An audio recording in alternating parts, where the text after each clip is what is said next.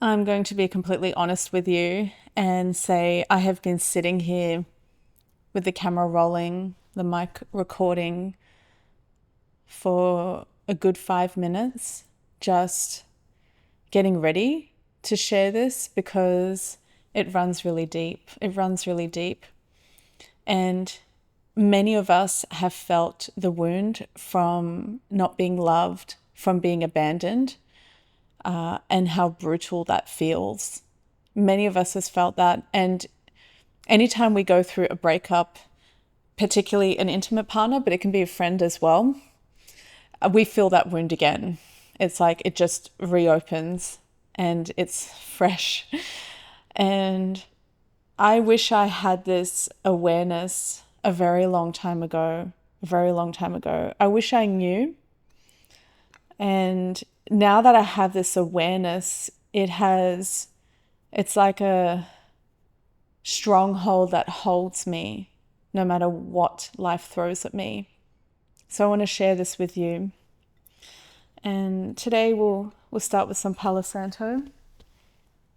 So just take a few deep breaths. Connect to your beautiful heart. And let's slow down for a moment because this is a very deep topic. It's a very deep topic. All right.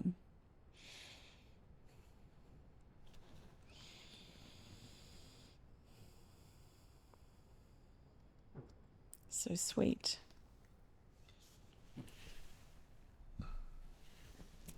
Okay, I actually have some tea with me. This is a peppermint tea. And I'd really encourage you, no matter what you drink, whether you drink coffee or cacao or any of that, to drink a lot of herbal tea as well, because there's a lot of beautiful medicine in the plants. And peppermint tea is very good for calming the nervous system. I find it very soothing and grounding. So let's just take a moment, my friend. I'm holding you.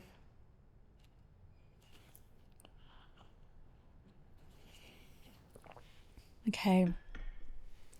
So the love wound, the abandonment wound. I think the reason why it hurts so much when we go through a breakup or we're abandoned, especially if the wound happened when we were children, it's a very deep wound when that happens. We feel completely cut off. We are like severed.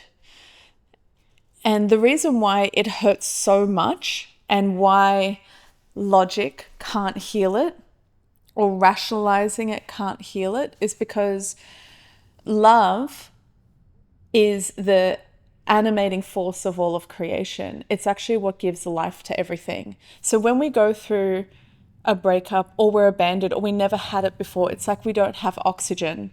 We can't breathe.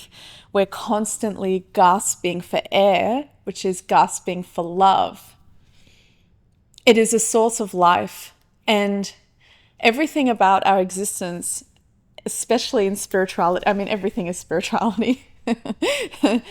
Everything is interrelational. There is nothing in creation that is isolated, not even bacteria. Everything is interrelational to each other, like in creation, but also with our beautiful, loving creator. Everything is connected. However, if we don't have that awareness, or we are raised in the darkness, we are not connected in. We don't know how to plug in. So it's very painful when we're abandoned because it fractures the soul. And the deeper the wound, and particularly the younger the wound, the greater the fracture. And although a traditional form of Western therapy can give you an awareness of how that wound has led to behaviors as an adult, and that can be very helpful because you can learn how to construct relationships in a new way because you didn't have that before. But it doesn't really heal the wound. It may help you change behaviors, but the wound is still there. And so then when you go through another breakup, it's just cut open. And it hurts so much. I remember for most of my life, anytime I had a breakup, even if I knew they were not the right person for me, I would go into such a dark place. Such a dark place. I would cry, like I was just shattered. I was honestly just shattered from it. And sometimes it took me a very long time to heal. It took a very long time to heal. And it's like you're looking for oxygen and you finally get it. You finally get that feeling of love. And when the relationship ends, you're cut off from the love. And this is why it's so important to learn how to really heal it. I only learnt this very recently on my journey. And once I learnt it, I thought, gosh, I wish I knew this earlier. I think if we taught this concept to children, no matter how you were raised, no matter what you've been through in your life, we would have a very different society. We wouldn't be so easy to manipulate with consumer products, because most consumer products, if you really look at it, they're selling sexuality, like sexual connection, or love, or both. And they're selling it, and they're very effective at it because we are all looking for the oxygen of life. And until we learn how to actually get it ourselves, which is not on our own, which we'll go through, we're constantly gasping for air. Some of us may have been raised in loving environments. Some of us may or may not have had that, but we found that as an adult. Bless you. But some of us didn't get that. And so if you're constantly looking for the oxygen outside of you, it becomes really difficult when the relationship ends, because you just go straight back into that dark, dark, dark place. And it's a darkness that can sit with you for a long time, even years. And no matter how much you rationalize it, how much you think, oh, well, they weren't the right person for me, or, they wanted something different that I couldn't give them, the wound is bleeding, and the bleeding sucks you dry. It sucks your energy, your soul energy. It's very painful. It's very painful. I remember I went through a breakup a few years ago, and without realizing what I was doing, it was so painful because I can feel it like coming into my throat. Let's take a sip of peppermint tea. Not because emotions are bad, they are good. But I'm here to hold you, my friend. Not the other way around. I'm holding you, trying. It was so painful, that breakup a few years ago, because he was chosen family to me. And like many relationships that transform us, when he came into my life intimately, I went through a lot of good transformations. There were a lot of things that shifted in me. There are a lot of ways that I felt seen and heard for the first time. But that's also because I didn't know how to do that for myself. I had still carried a lot of shame. And so he helped soothe that for me. So it was beyond, this is why love is so powerful, because it can completely transform us. And he was my whole world. He was everything to me. And it was not a perfect relationship. But when the breakup happened, I remember, because I had just started my spiritual journey and I was smudging sage. I didn't know who I was connecting to yet at that point. But I remember crying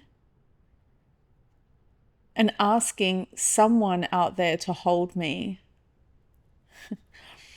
I didn't have a relationship with the beloved at that point. I didn't know who she was.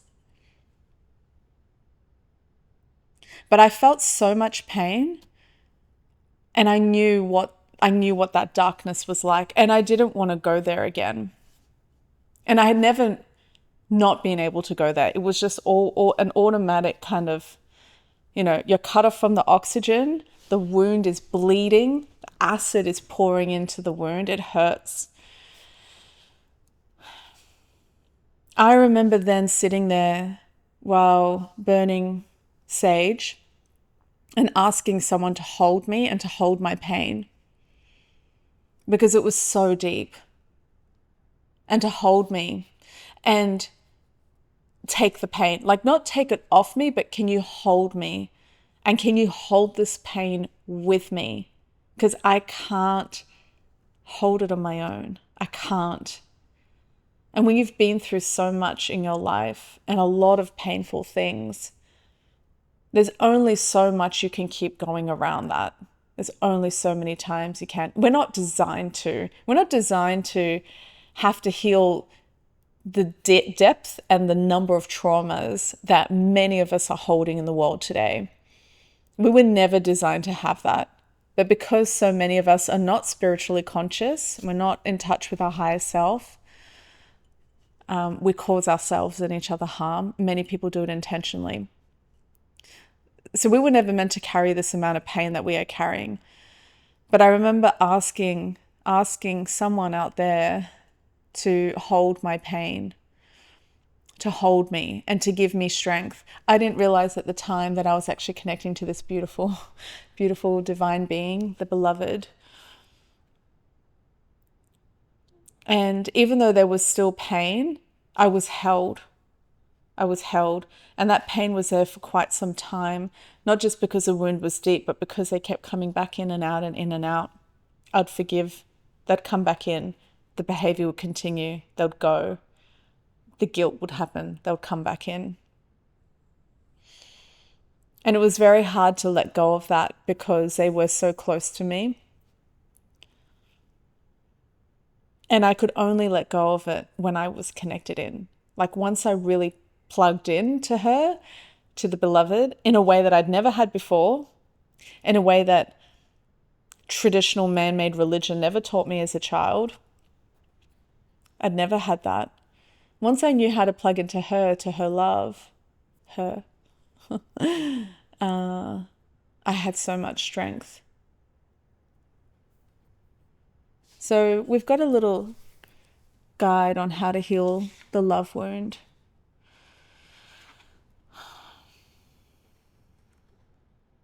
Yeah, stand in your power. Okay, let's go through this. This is 4 steps, this one, of how I healed it. And I'm so grateful to share this with you. I wish someone had given me this a very long time ago. It would have saved so much heartache.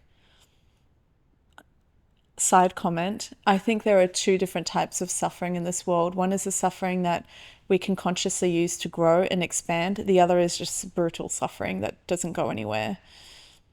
And a lot of that is harm caused by others. And if you don't know how to transform that into your own growth, it's brutal.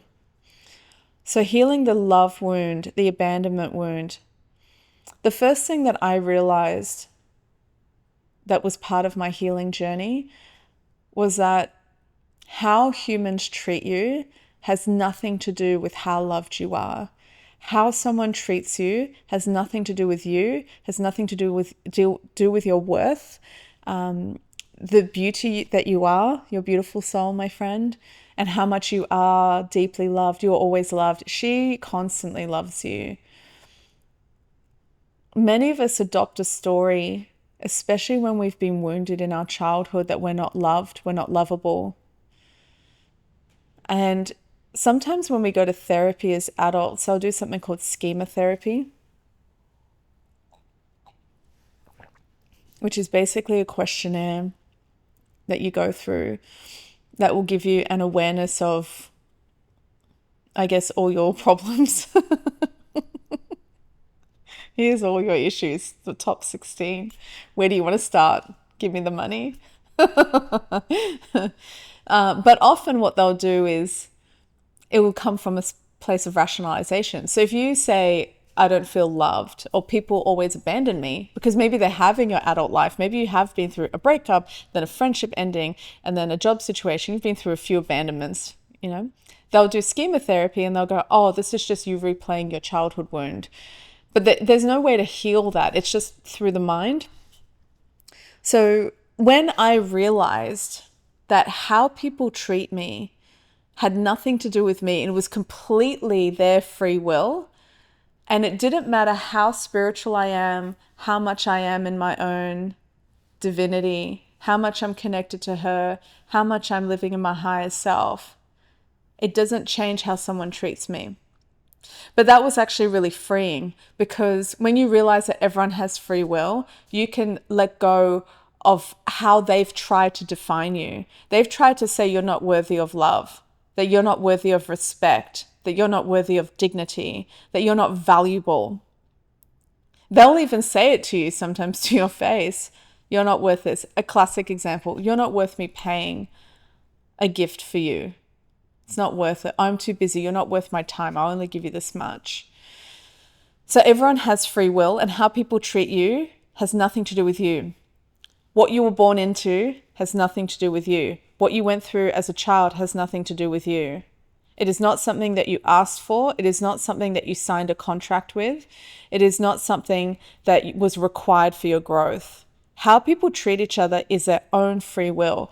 And the reason for this is because the only time you are in divine will is when you are living in your higher self and expressing her divine attributes. Now, there is a power in the spiritual worlds where the beautiful loving creator has given us this power where if someone tries to harm you and you are in your light, you can turn that, kind of flip it around and turn it into fuel for your greatest growth. That does exist. That does. Especially when you heal your trauma, I think your spiritual capacity expands. That's my theory. Trademark Chanté. But it's not the divine will that you went through that. That's the difference. That was so freeing for me. That was, I think, of all the things that I'll share, that was the most powerful, freeing thing. That's number one. How humans treat you does not reflect her love for you, does not reflect you. The second, this one was so powerful. I think this one came to my life when I started to see angels and I started to have dreams and I started to interact with them. I mean, I've always been interacting with them throughout my life from a very, very, very young age. But it was only in the last year, 2 years, particularly the last year, where I started to understand this concept. And the concept is that, so 2 and 3 are kind of combined. So you are so deeply loved by the Almighty, and they feel everything that you feel. There's a beautiful quote from Baha'u'llah. I used to say it actually when I was sad. I would repeat it to myself when I felt sad, when I was feeling the abandonment wound. And the words are, I sorrow for thee in thy grief.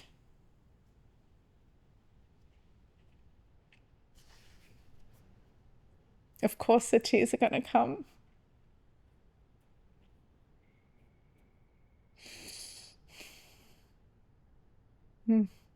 It's so beautiful though. So he says, I sorrow for thee in thy grief and lament with thee in thy tribulation. All the atoms of the earth declare my love for thee. And it was a realization that the beloved knows when you're suffering and you're in pain. And the angels cry with you when you feel pain. You are not alone. You are not alone. They cry for you. They are with you. They're literally holding you, especially when you're in that really dark place. in that dark hole. You are embraced by angels. You are embraced by them. And the angels may be an ancestor that you have or have not met in this lifetime, or they are just holy ones, holy, holy humans. Angels are actually, they're all human.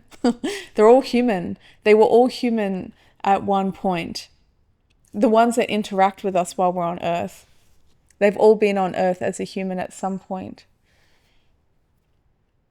So you're always loved by her, by the divine creator, and the angels cry with you when you go through pain. And her love for you never ends. This was one of the big shifts I had, because when you were raised in like fundamentalist traditional religion, which most of it is made up by humans and they've distorted things,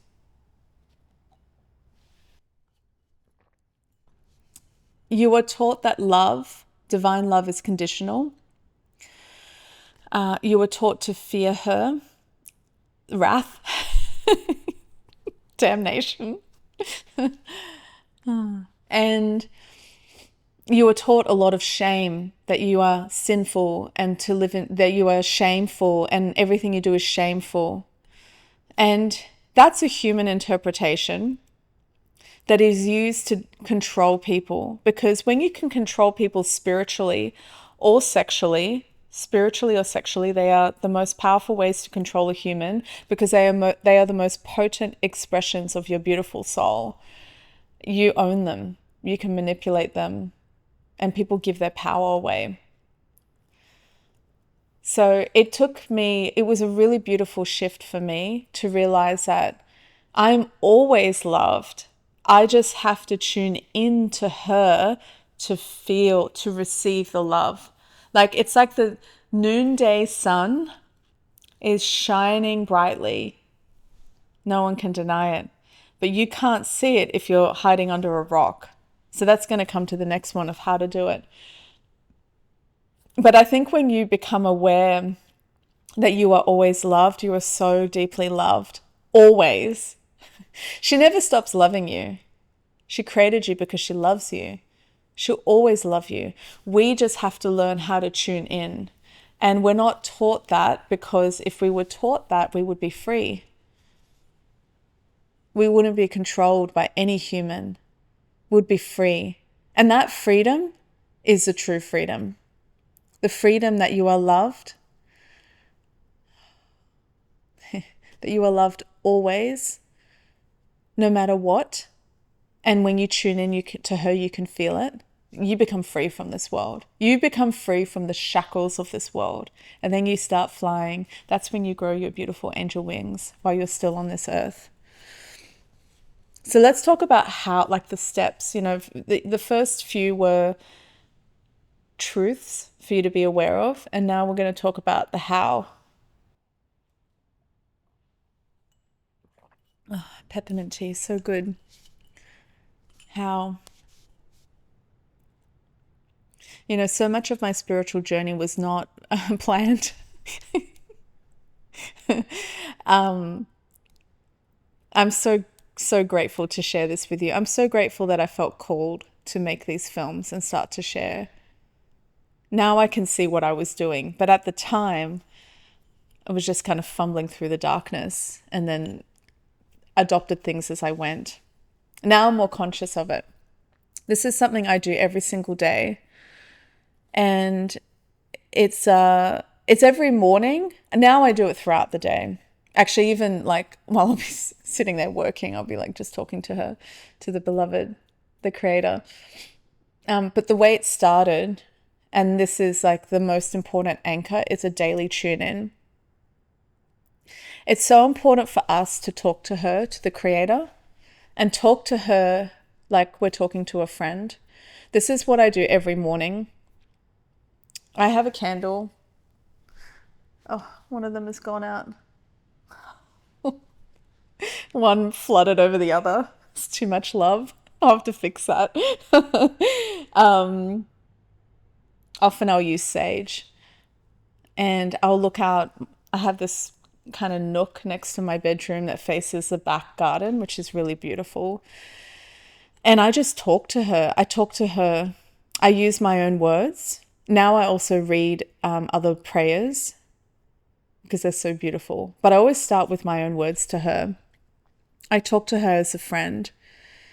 And, once you start doing this, it's like, of course you should talk to the one who created you. Like, who else would you talk to? Why aren't we talking to her? Why is this not standard? It's so natural. It's so intuitive to talk to her. And I talk to her as a friend. I ask her for guidance, and I'm specific. Can you guide me on this? Can you help me on this? I don't know what to do about this, or I'm struggling with this. Often I'll get an answer in that moment. Sometimes I get it throughout the day, sometimes a few weeks later. But I'm always connecting to her. And then there's gratitude. And I'm giving gratitude to her. I'm not giving gratitude to myself or to the universe or to this general concept. I'm giving gratitude to the Almighty for what she has given me. I thank her. And sometimes I'm not specific. Sometimes I'm just like, thank you, thank you. The gratitude. And the fourth step, which is like where the electricity of love came into my life, that really then held me like glass around me, that flame, that energy of my soul, this beautiful glass that holds me. So no matter what life throws at me, I'll never go into that black hole, no matter how tempting it is. This is to love her, to love the one who has created you. Because, I never knew this concept, which is strange, right? When you've been through so many different spiritual spaces, it's to love her just for the sake of it. And when you love her, you feel her love. The more that you love the Creator, the more that you can feel her. And it makes sense when you think about like an intimate partner. If you're dating someone you're not really into, no matter how much they're into you, you don't feel it. Like they could be madly in love with you and you're like, meh. So it's the same relationship with this beautiful, all-bountiful Creator. She's always loving us, but we have to love her to feel it. And for me, the love is not, thanks for making me a millionaire. Thanks for never giving me tests and hardship and making my life perfect and easy and I never have to work and I have all my needs met. That's not it. It's loving her just for the sake of it. And then you fall in love with life. You fall in love with everything. And then you start to see her in all of creation. You see that it's all her beauty. Everything is her. This whole playground was created as a little game for us as humans to find her. And that's why when we see beauty in nature, in creation, we're just seeing it in her. We're just seeing a reflection of this beautiful essence of her. And when we see strength in us or nobility in us, courage, joy, laughter, all of that is actually the expression of her, of the divine. And then you see her everywhere. And then you can't unsee her. Like once you see the Creator, the beloved, the loved one, the one we all love, once you see her in everything, you can't unsee it. And you can't go back to the matrix of life. You can't go back to the rules that society is giving you. You can't go back to the manipulation. I actually can't watch most content anymore on YouTube or podcasts or entertainment on like Netflix Prime. I can't watch it because to me, most of it is sharing a story of fear, shock, trying to get your cortisol pumping and a lot of brokenness. It's just broken stories being played out. And when you find her beauty in yourself and in everything, you're just in a state of bliss. most of the time you're in bliss. And even when life gets hard, I'm human, apparently. When life gets hard and you go through hardship, I still feel it. I do. But it doesn't last very long. And it doesn't take me off track on my spiritual path. I just have a moment. I feel the emotion. I feel it.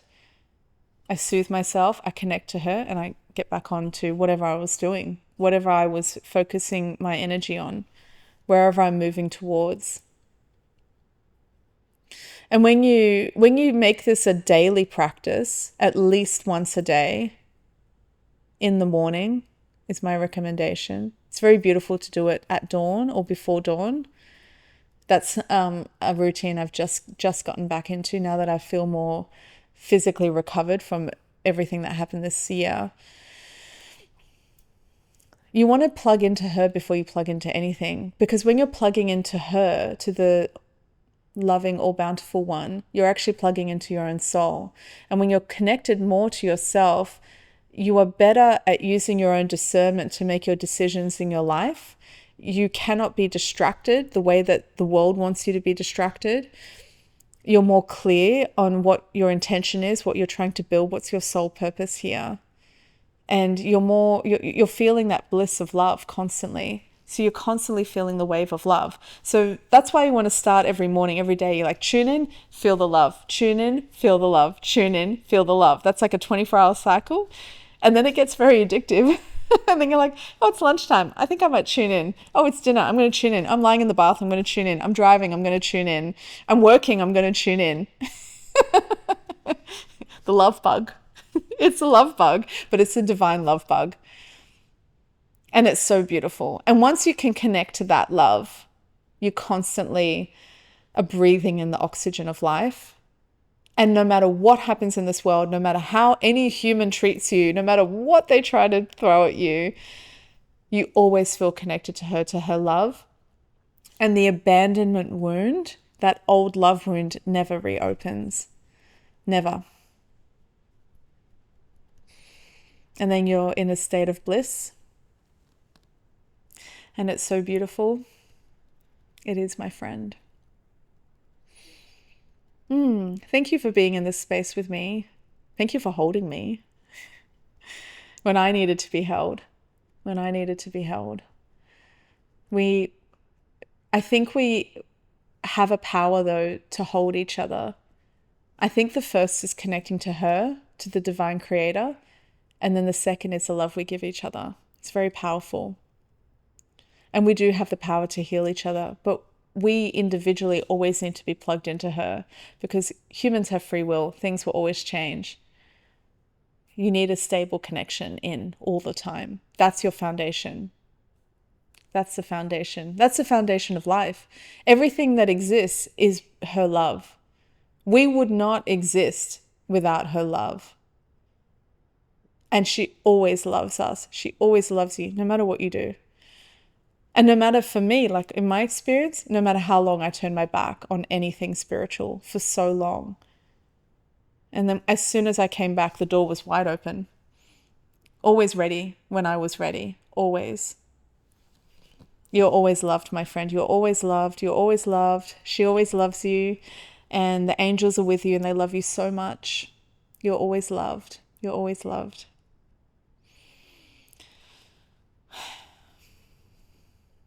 Thank you, my friend. Thank you for being here with me. I think we should take a deep breath together. That was very deep, wasn't it? It's the depth that we find the true reality of life, isn't it?